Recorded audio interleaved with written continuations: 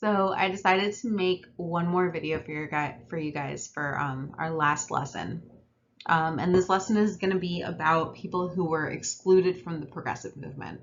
So the progressive movement, as we know, is all about helping people adjust to life in America, helping out the common man. But there were many groups who were excluded, and they're probably going to be the groups that you expect them to be. So let's get started. We've discussed this before, and everything in here we've kind of discussed before, but in the 1800s, the majority of Americans were white Protestants. And so that means they were a different denomination of Christian than Catholic. And again, for reasons that are way too old and way too complicated to really get into here, Catholics and Protestants have been fighting for ages and ages and ages.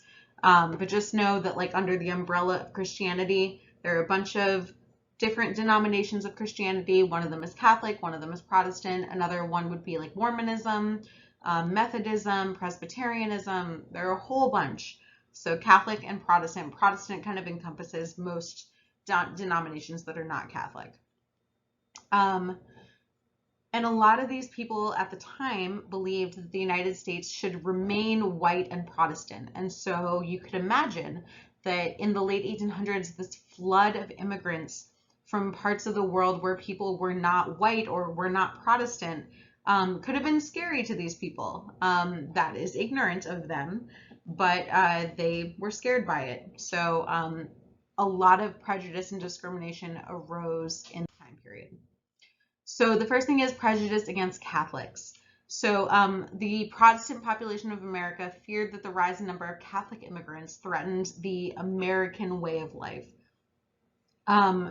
So Catholics were coming from places like Italy, from places like Poland, whereas people who were living in the United States were Protestant. The fear that Catholics were threatening the American way of life stems from this a truth that Catholics are loyal to the Pope. The Pope lives in Italy. This is a picture of the Pope right here. But it's not true that Catholics were trying to take over the United States. So in the 1890s, the American Protective Association vowed never to hire Catholics. This group had 2 million members, and they started spreading false rumors about a Catholic conspiracy to take over the country. Again, not true, but it was based in this truth that Catholics were loyal to the Pope, whereas other denominations of Christianity do not have loyalty to the Pope the same way Catholics do. There was also discrimination against Jews. So property owners, employers, and schools discriminated against Jews. So Jews weren't allowed to own certain property, didn't get hired places, couldn't go to school in places. Eastern European Jews faced more discrimination because they were viewed as more foreign than Western European Jews. They, had different customs, as you can see here. Wore the tallis, had different clothes, had different, culture. But Jews were able to fight back. They formed the American Jewish Committee and the Anti-Defamation League to fight anti-Semitism. Anti-Semitism is another term for discrimination against Jews. There are also anti-Asian policies. We've talked a lot about the Chinese Exclusion Act of 1882, which severely limited immigration from China.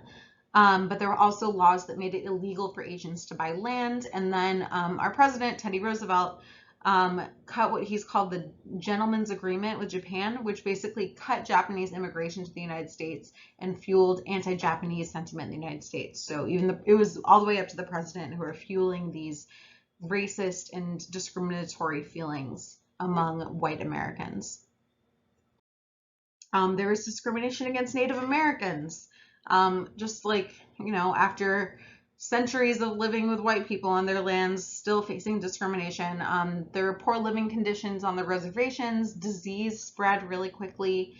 There was limited access to education.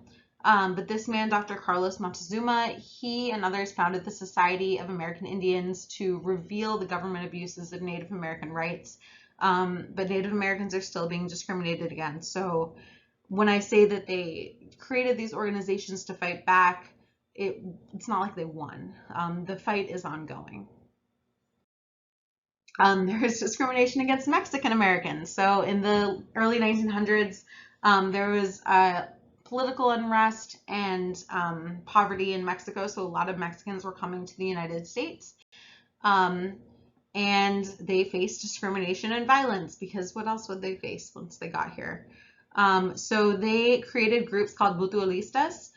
There are aid groups that provided insurance and legal help to Mexican Americans. There are a couple here, and they even had their own bands. So here is the Alianza Hispano-America. They had their own philharmonic. So here's a picture of that. And then, of course, there's discrimination against African Americans. So we've talked about this a lot in the decades after the Civil War. Even though slavery had ended, African Americans were still not getting the same rights as white Americans. So they were either sharecroppers or they were working low-paying jobs in cities. In 1896, again, we've talked about this, the court case Plessy versus Ferguson legalized segregation. So basically public facilities could be separate but equal, but we know that they were never equal. African Americans received worse facilities. Many African Americans began migrating north from the South, hoping that it would be better there, but they found similar discrimination. Racism doesn't bother with state lines. It's everywhere, whether you're in the North or the South. In 1915, the Ku Klux Klan rose out of dormancy, and they wanted a white Protestant America. They started terrorizing African Americans, and KKK groups spread across the United States, not just in the South, not just in Georgia. And then between 1886 and 1916, more than 2,600 African Americans were lynched. So this is mob killings of African Americans outside of the law. So there was also class inequality, because class is really inextricable from race, as we've talked about a lot. So progressive reformers, even though they were kind of on the right side of history, they often came from the upper and middle class, and because of that, they held biases against other groups. So even within progressive circles, there was still discrimination. So minorities were banned from joining progressive organizations. So even organizations that were trying to fight injustice still wouldn't let in African Americans or women, for example, into labor unions. And so like they were going kind of halfway, but not going the full way towards progressivism. But there were really important people who were struggling to fight for inequality. So Booker T. Washington is one of them. He founded the Tuskegee Institute in Alabama to teach farming and industrial skills to African Americans.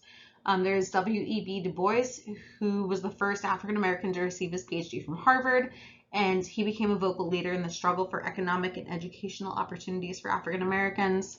There was Ida B. Wells, who we've discussed already. She was a muckraker who started a national effort to stop lynchings with her writing. So she wrote for newspapers and then also published her own book exposing the number of lynchings, and specifically exposing the number of African Americans who were lynched who happened to be successful or economically successful. A lot of African Americans who gained prominence or became economically successful, they ended up being targets for anti-African American groups, for racist groups. And so she exposed all of that in her writing. So that brings me to the final question of the year. We've discussed inequality so much over the course of this year, and I want to hear from you guys. So many of the same prejudices that existed throughout the 1800s still exist today, so over 100 years later. So what can we do? What actions can we take as people living in America to fight these prejudices? What can we do? It's been a joy to teach all of you. Have a wonderful summer. I'll see you next year. Bye.